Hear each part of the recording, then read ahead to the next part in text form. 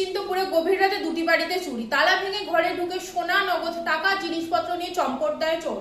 ক্ষয়ক্ষতির পরিমাণ কয়েক লক্ষ টাকা। বাড়ির মালিক ভারতী সিং ও বিজয় কৃষ্ণ খা।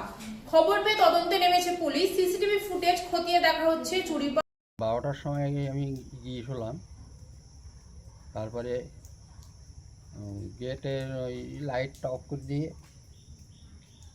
চলে গেলাম। ওই দরজার হাঁক আমি খুলে রাখলাম, ওই ছিটকিনিটা গিয়ে শুয়ে পড়লাম, ঘুম পড়লাম। তারপরে আমি সকালে উঠেছি। সকালে উঠে প্রতিবেশী গ্রামবাসী মোটামুটি যাদের জানানোর মতো এখানে সিঙ্গেল পুলিশ আছে, ওইটা ওই বাড়ি, ওকে বললাম। ওরা আসলো, এসে এই দরজা বাড়ি দিয়ে ছিটকিনিটা ভেঙে ঢুকলো। ঢুকে দেখে যে তালা ভাঙা। তালা ভাঙা কী হয়েছে, এবার ঘরের দরজা সব